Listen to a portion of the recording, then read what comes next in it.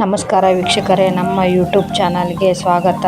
ಬಾಯಲ್ಲಿಟ್ಟರೆ ಕರಗುವಂಥ ಮೃದುವಾದ ದೋಸೆ, ಖಾಲಿ ದೋಸೆ ಅಂತಲೂ ಕರೀತಾರೆ. ಮಾಡುವ ವಿಧಾನ ನೋಡ್ಕೊಳ್ಳೋಣ ಬನ್ನಿ.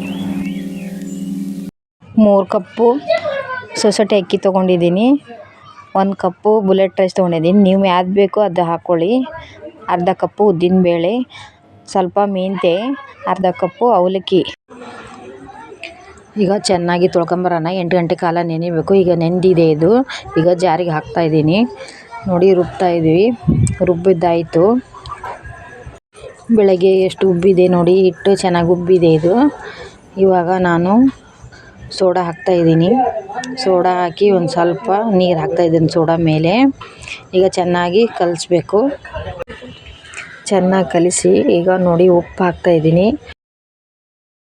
ಹಾಕಿ ಚೆನ್ನಾಗಿ ಕಲಸಿದ ಮೇಲೆ ನೋಡಿ, ಒಲೆ ಮೇಲೆ ತವ ಇಟ್ಕೊಂಡಿದ್ದೀನಿ. ತವ ಕಾದಿದೆ. ಈರುಳ್ಳಿ ತೊಗೊಂಡು ಒರೆಸ್ತಾ ಇದ್ದೀನಿ ನಾನು. ಒರೆಸಿ ಮೇಲೆ ಸ್ವಲ್ಪ ನೀರು ಹಾಕಿ ಬಟ್ಟೆ ತೊಗೊಂಡು ಒರೆಸಿ ದೋಸೆ ಹಾಕ್ತಾಯಿದ್ದೀನಿ. ಇವಾಗ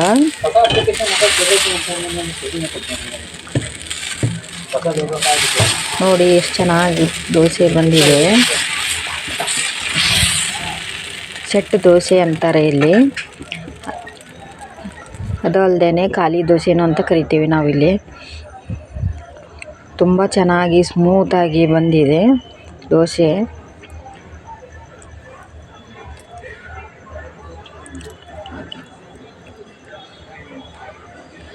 ನೋಡಿ ಕಲರ್ ಎಷ್ಟು ಮಸ್ತಾಗಿ ಬಂದಿದೆ.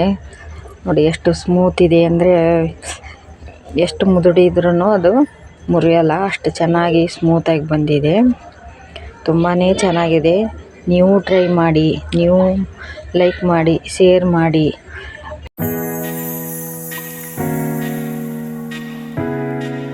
ನಮ್ಮ ಯೂಟ್ಯೂಬ್ ಚಾನಲ್ ವೀಕ್ಷಿಸಿದ್ದಕ್ಕಾಗಿ ಧನ್ಯವಾದಗಳು.